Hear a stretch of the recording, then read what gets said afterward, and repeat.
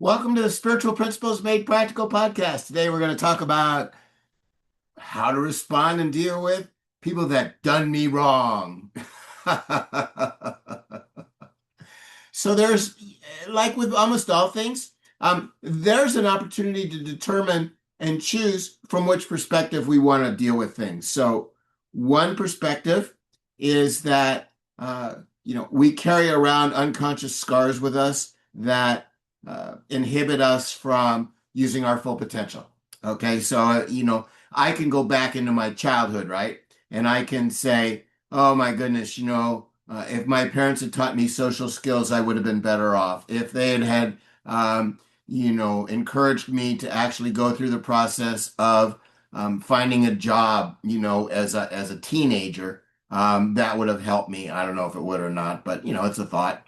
But in general, if they'd had helped me with emotional intelligence more, that would have been great, right? And so I can go back and say, oh well, guess what? My parents weren't perfect, and I'm suffering some of the consequences of that right now, or they,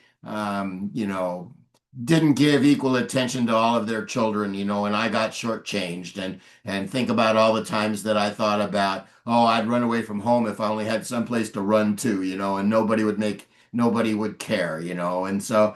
There's all those things, right, that we can carry around with us if we want to, but we don't have to, right? And it doesn't really do us any good. So, guess what? Nobody's life is perfect, right? No parents are perfect, right? But without them, you wouldn't be here. So that's one perspective.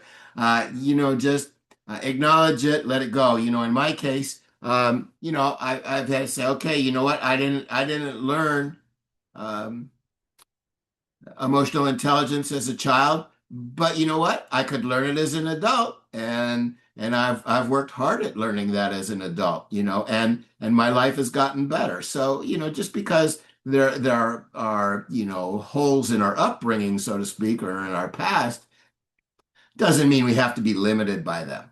So that's one perspective in sort of how to view the past. Another is the concept that the present is the only time that actually exists. And so if I'm thinking about that I'm limited in the present by what happened in the past, all of those thoughts, right, are present thoughts.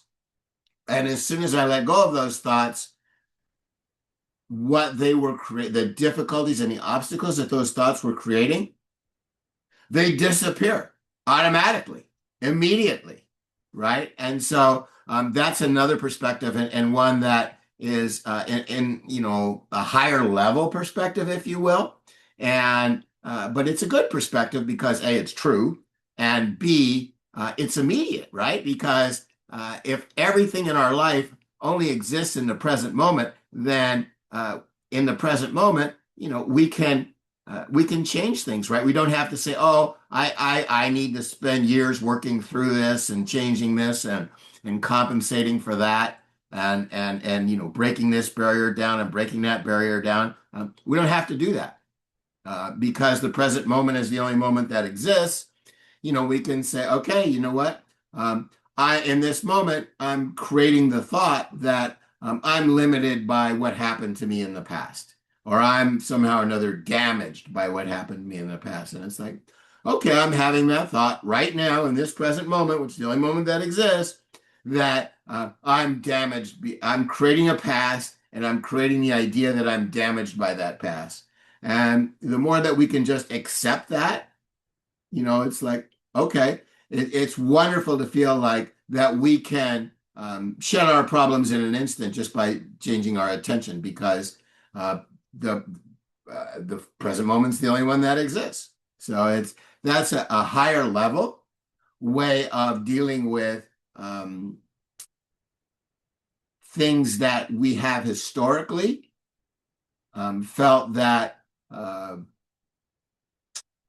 would take time to work through, or that even worse, that we couldn't work through them, right? We were stuck, right? So, like for me, okay, like I go and I'm thinking about approaching somebody and sharing something with them from like this high level point of view that I have. And part of me has the thought, oh no, don't do that. You should be afraid to do that because it's not going to work and people are going to discredit you as crazy and you're going to lose out in some way. And so don't do that. It will be bad. And so that fear of like it creating a bad circumstance and limiting my future activities. Well, but when I remember that the present moment is the only moment that exists, I say, oh, I'm just having a present moment thought that uh, that I'm afraid that this is going to go badly, so I don't want to proceed with it. It's like every time I give a speech, it's like, oh my God, what's the audience going to do about it? And it's like, no, no, no, no, just connect with yourself, give the speech, and whatever happens in the present moment will be fine. And just going at it that way. So it uh, by realizing that the present moment is the only moment that exists, what I'm finding is that I'm much less limited by fear of what will happen because all I got to deal with is the present moment. I don't have to deal with anything else. And two, that um, I'm not constrained and it isn't going to take me time to work through all this other stuff. I can just acknowledge, oh, I'm afraid to put myself out there and I accept that thought and I have a choice and I got to put myself out there anyway. And then as soon as I say that, I think about all the times I put myself out there, all the speeches I've done, all the books I've written, all of, the outreach I've done. And none of it's killed me. I'm still here.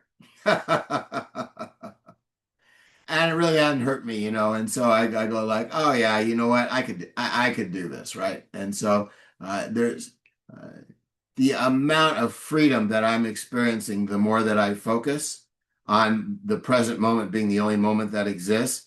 That freedom just explodes. I mean, it becomes huge, and my ability to, I just think, I was at a meeting earlier this week and I was inspired. I'm going to give a couple of my books to one of my elected representatives and offer to support them in creating even greater value in what they do. And part of me was like, oh no, I can't do that. I can't do that. No, no, no, no, no. And it was all this fear. And I go, wow, I'm really creating fear over what his reaction might be. Well, that's kind of insane. I mean, I can give him the book and I can't imagine what reaction he's going to have that's going to be like horrible. He's probably going to say, yeah, well, thanks, whatever. But, just understanding that all of that is just in the present moment, right? All that fear is just being created in the present moment. And when I get the books to him, like, that'll be a different moment and I'll deal with that moment when it's present too. So, anyway, there are a lot of different ways that we can approach how we respond when in the present moment, which is the only moment that exists, we understand and represent to ourselves that we were hurt in the past and that hurt inhibits us in the present. And we can recognize that we're engaging in that thought and we have the power to say, yep, there's that thought, all right. And you know what? That thought, I don't believe that thought. That thought is just wrong. It's there. And the thought is creating that experience and it's creating that fear. It's there. But I don't have to act on it. I can hand the guy the books and say what I was going to say. And I got to say, most of the time, I mean, more than 99% of the time, what I fear happening doesn't happen. It's like the worst doesn't happen. But again, that's digging back into the idea that I'm creating time with my mind, which is really helpful to understand. So anyway, if you want to learn more about how your mind creates the world and how you can gain greater mastery over your mind, contact me for a free introductory coaching session. It's awesome. It's really uplifting, right? Because the more that we accept what's true, the more energy and inspiration we have, the more alive we are. And everybody wants to be more alive. And so by healing those misconceptions and replacing them with more accurate thoughts, we have more energy, we have more capacity, and our life goes better. We have more effectiveness at creating the life that we want.